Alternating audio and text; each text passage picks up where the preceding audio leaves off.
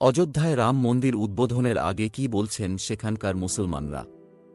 অযোধ্যায় রাম মন্দির ফুলজাহা যেখানে থাকেন, কাটরা নামের সেই পাড়াটা নতুন রাম মন্দিরের ঠিক পিছনেই। কয়েক প্রজন্ম ধরে তারা এখানেই থাকেন। ফুলজাহা যখন 9 বছরের, তখনই 7ই ডিসেম্বর 1992 উত্তেজিত জনতা তাদের বাড়িতে হামলা করে মেরে ফেলে ওর বাবা ফতেহ মুহম্মদকে। তবে সেই দিনের কথা ভাবতে বসলে হাতের কাজ যে পড়ে থাকবে। উদ্বোধনের আগে কি বলছেন সেখানকার মুসলমানরা। রাম মন্দির উদ্বোধনের আগে তার এখন দম ফেলারও সময় নেই। পরিবারের 4 সদস্যই দ্রুত হাতে মিষ্টির বাক্স বানাচ্ছেন। ওই বাক্সে ভরেই মিষ্টি যে রাম মন্দিরের প্রসাদ হিসাবে দেবে সবাই। কাজ করতে করতেই তিনি বিবিসিকে বলছিলেন, এখন তো অযোধ্যায় শান্তিই রয়েছে, কোনো সমস্যা নেই। এত কঠিন পথ যখন আমরা পেরিয়ে এসেছি, তো আগামী দিনেই কি হবে দেখা যাবে। একটা আশঙ্কা যদিও থেকেই যায় যে কখন কিছু ঘটে না যায়, তবে অযোধ্যায় এখন শান্তিই আছে। ফুলজাহার বাড়ি থেকে মাত্র 50 মিটার দূরেই হাফিজুর রহমান থাকেন। 31 বছর আগের সেই দাঙ্গার দিনে, যে দাঙ্গায় ফুলজাহার বাবাকে মেরে ফেলা হয়েছিল, তিনি একটা হিন্দু পরিবারের বাড়িতে আশ্রয় নিয়ে নিজের প্রাণ বাঁচিয়েছিলেন। তবে সেই দাঙ্গায় নিজের জ্যাঠা আর বড় ভাইকে হারিয়েছিলেন হাফিজুর রহমান। তিনি বলছিলেন, ওই দাঙ্গার পর থেকে তো এখানে শান্তি সম্প্রীতি বজায় আছে, কিন্তু এখনও অযোধ্যায় বড় কোনো আয়োজন হলে, লাখ লাখ মানুষ জড়ো হলে কিছুটা ভয়ে থাকি আমরা। এবারও সেরকমই একটা চাপা ভয় আছে। আশা করি শান্তিতেই মিটবে সবকিছু।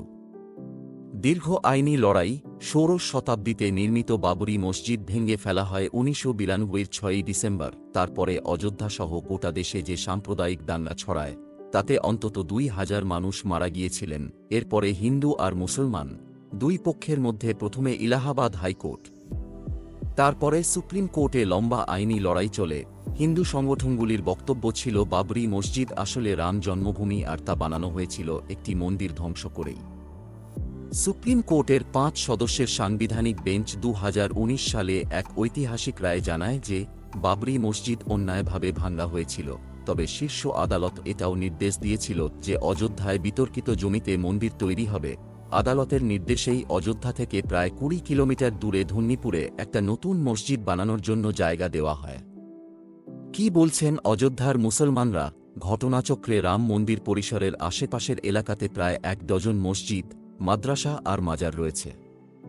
মন্দিরগুলিতে যখন পুজো পাঠ হয়, ওই মসজিদ, মাদ্রাসা আর মাজারেও পাশাপাশি চলতে থাকে আজান আর নামাজ আদায় করা। প্রায় 30 লক্ষ মানুষের অযোধ্যা জেলায় 5 লক্ষ মুসলমানও থাকেন।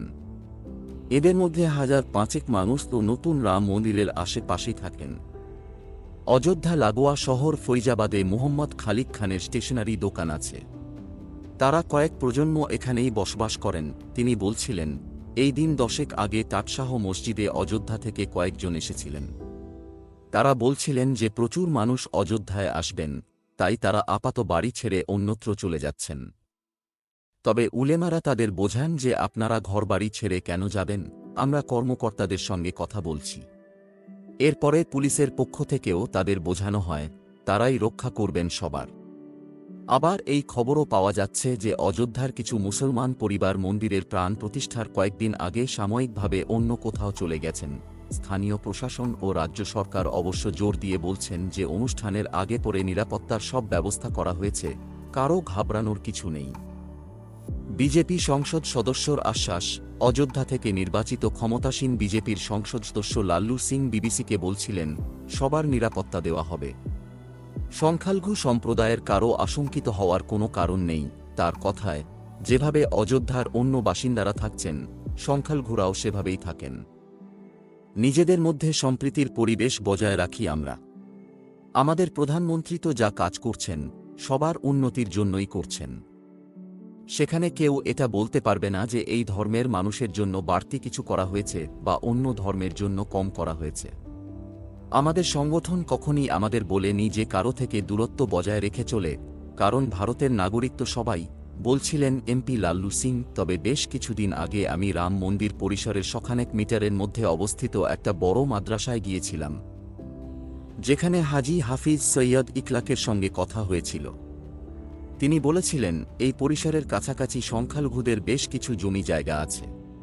তাদের কেউ কেউ দ্বিধায় রয়েছেন যে কতদিন এখানে থাকা যাবে। এবার অযোধ্যায় গিয়ে আমি আবারও তার কাছে গিয়েছিলাম।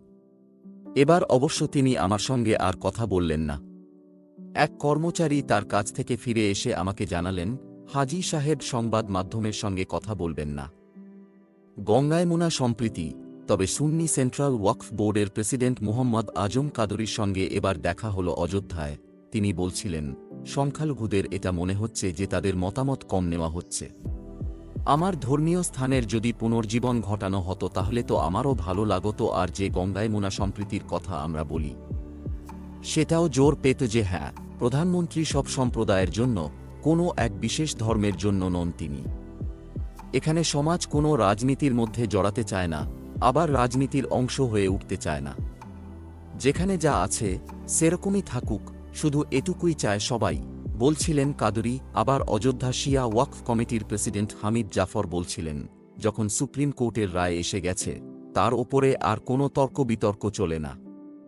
কিন্তু 22শে জানুয়ারির আগে এখানে যত সংবাদ মাধ্যম আসছে তাদের একটা অংশ বারে বারে মুসলমানদের কাছে জানতে চাইছে যে আমরা 22 তারিখ কি করব। এটা অনুচিত। আরে ভাই, 22 তারিখে তারা সেটাই করবেন যেটা 21 তারিখ করেছেন, বলছিলেন মজাফর। ফুলজাহারা যেরকম রামচন্দ্রের প্রসাদী মিষ্টির বাক্স বানাচ্ছিলেন কদিন আগে, সেটাই করবেন 22 তারিখেও। রাম মন্দিরে পুজোর আরও নানাবিধ আয়োজনকে কেন্দ্র করে যে মন্দির অর্থনীতি চলে, সেখানে যে হিন্দু মুসলমান কোনো ভাগ নেই।